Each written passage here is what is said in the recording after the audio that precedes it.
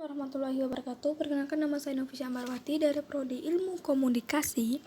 Di sini saya akan memenuhi tugas dari mata kuliah pengantar psikologi, di mana materi yang akan saya bawakan yaitu tentang teori belajar dan motivasi. Di era globalisasi, kemajuan teknologi informasi mengalami beberapa perubahan paradigma pendidikan, yaitu pengajaran, pembelajaran, behavioristik, dan konstruktivis. Pergeseran paradigma proses pendidikan. Pengajaran menjadi pembelajaran, yang di bawah ada jelaskan tentang transfer pengetahuan, dosen sebagai satu-satunya sumber belajar, transfer pengetahuan student, interaksi siswa dan dosen dan sumber wajah, pemberdayaan manusia, pengembangan potensi dan kreativitas. Proses pembelajaran, ada proses pembelajaran black box atau proses perubahan tingkah laku sebagai misteri. Yang ada proses pembelajaran sebagai sistem. Teori belajar. Teori belajar bersifat pragmatik, eklektik, predictable, dan preskriptif. Belajar adalah sebagai suatu proses kegiatan mental pada diri seseorang yang berlangsung dalam interaksi aktif individu dengan sumber belajar, sehingga menghasilkan perubahan yang relatif menetap atau bertahan dalam kemampuan ranah kognitif, afektif, dan psikomotorik. Sumber belajar atau learning resource.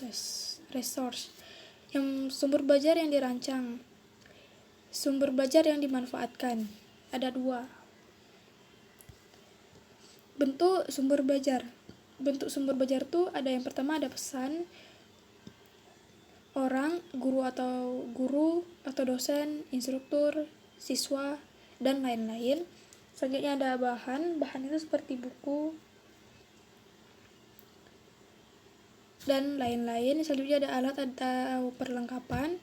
Ada yang kelima ada pendekatan atau metode atau teknik. Yang keenam ada lingkungan. Ciri-ciri perubahan perilaku sebagai hasil belajar. Yang pertama, perubahan yang terjadi secara sadar.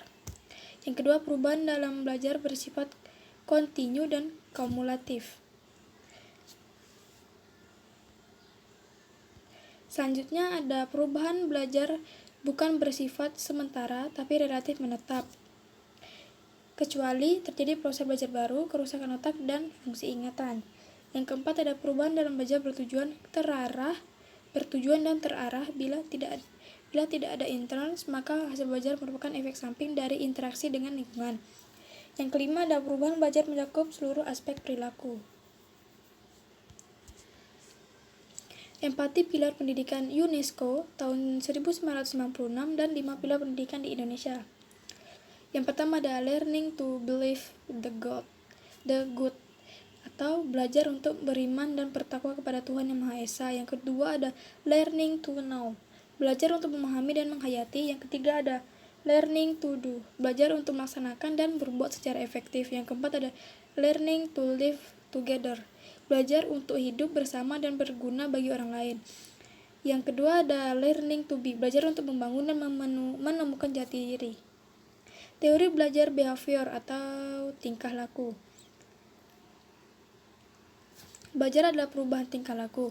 Proses pembelajaran itu stimulus, proses, ada penguatan atas, penguatan bawah, terus ke respon. Terus ada hadiah, hukuman, reinforcement positif atau negatif, respon harus terukur dan teramati. Kritik itu tidak mampu menjelaskan proses belajar yang kompleks. Tidak semua hasil belajar dapat diamati dan diukur. Behaviorisme merupakan perubahan proses pengkondisian, yaitu melalui stimulus atau hadiah, hukuman, penguatan. Yang kedua ada hukum belajar, law of exercise dan law of effect. Yang ketiga ada programmed learning atau LKS, soal latihan Soal latihan PR Computer Assisted Instruction atau CAI.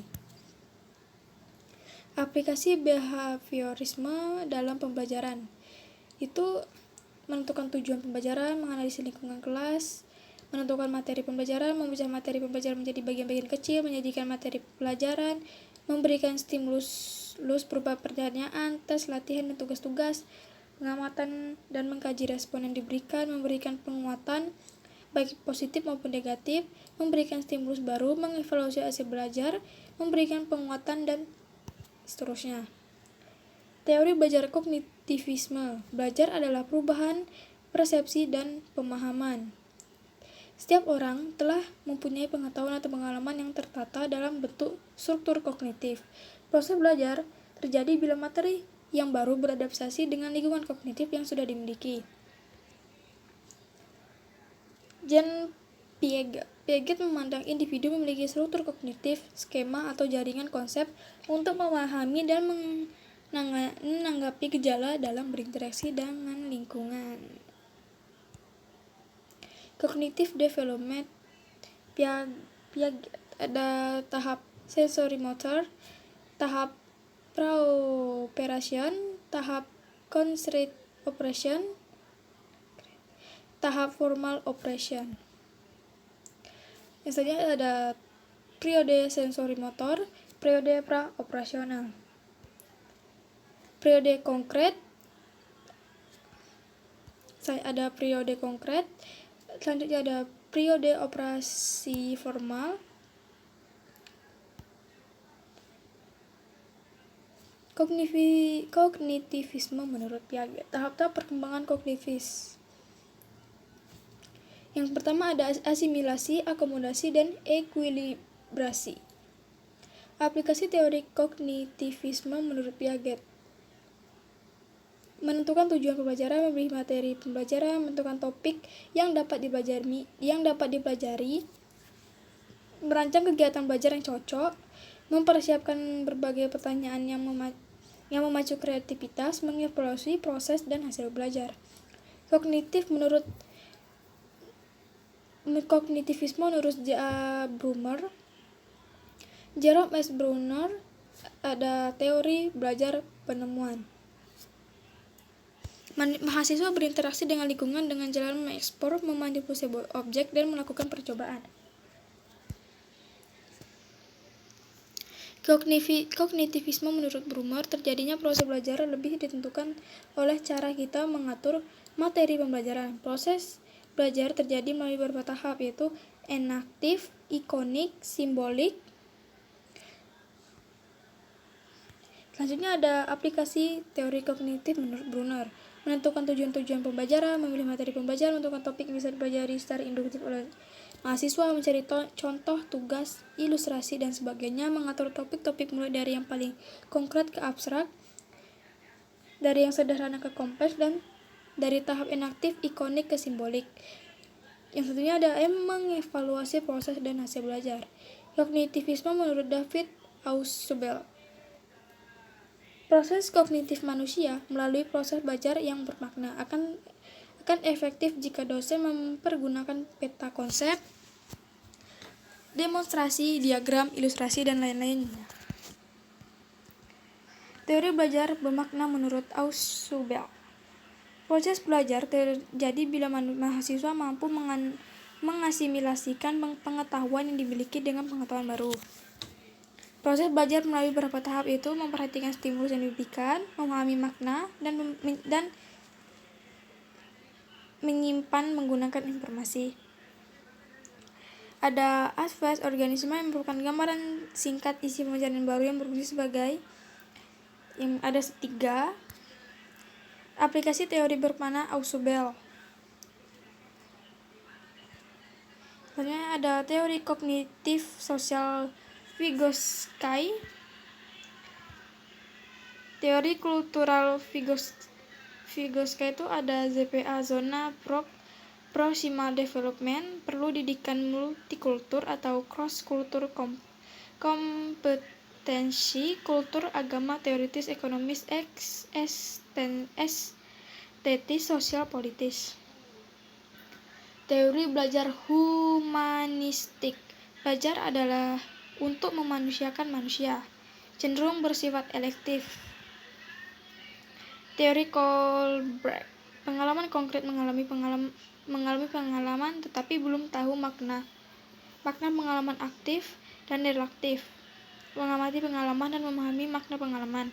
Konseptualisme teori terhadap pengalaman, eksperimentasi aktif mengaplikasikan aturan ke situasi baru. Teori Hone dan Mumford. Ada aktif, reflektor, teoris, dan pragmatis. Teori Habermas. Ada belajar teknis, belajar praktis, dan belajar emansipatoris. Aplikasi belajar humanistik dalam pembelajaran. Aplikasinya melalui beberapa tahap. Yang pertama, menentukan tujuan instruksional, menentukan materi pembelajaran, mengidentifikasi atau entry behavior mahasiswa, mengidentifikasi topik-topik yang memungkinkan manusia mempelajarinya secara aktif, dan seterusnya. Teori pembelajar sibernetik. Belajar adalah pengolahan informasi. Yang terpenting adalah karakter sistem informasi yang dimiliki mahasiswa yang akan menentukan terjadinya proses belajar. Pendekatan Landa, pendekatan algoritmik dan heuristik, Pas, Scott, tipe mahasiswa, Walick dan serialis. Algoritmik, heuristik, Wallis dan serialis. Aplikasi teori belajar sibernetik dalam proses pembelajaran. Selanjutnya ada proses teori Ki Hajar Dewantara. Teorinya dibangun dengan ideologi dengan memadukan nilai-nilai kemerdekaan, kebersamaan, kebangsaan, dan persatuan. Pendidikan ini membentuk cipta rasa dan karsa ing ngarso sung tulodo ing madya mangun karso tut wuri handayani asah asih dan asuh momong omong ngamong ngerti ngeroso ngelakoni. Teori multiple intelligence Howard Gardner. Ada beberapa menurut Howard Gardner.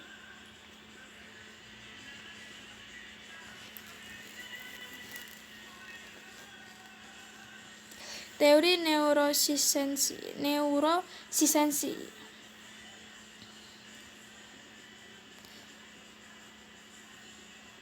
Ada otak kiri itu mengatur bagian tubuh sebelah kanan, sedangkan otak kanan mengatur bagian tubuh sebelah kiri.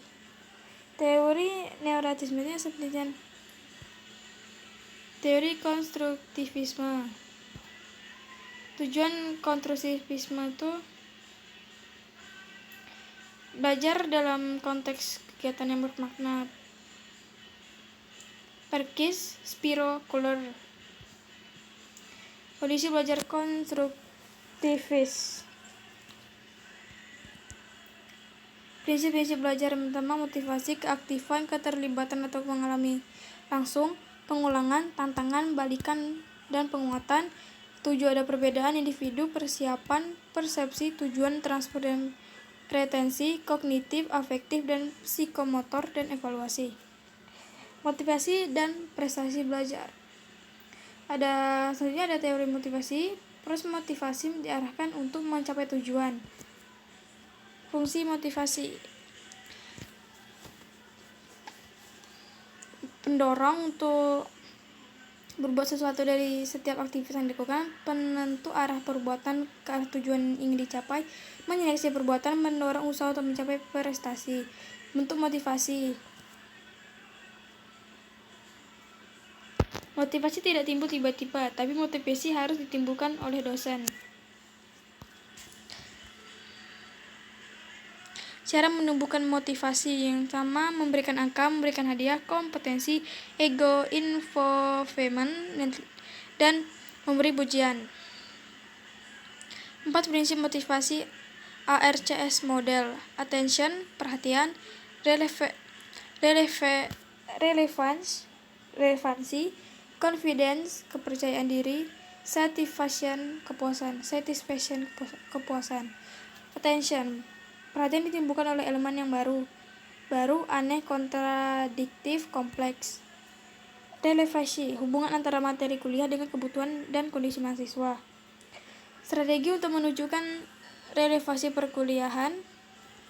Sampaikan apa kemampuan mahasiswa sebenarnya. Kepercayaan diri.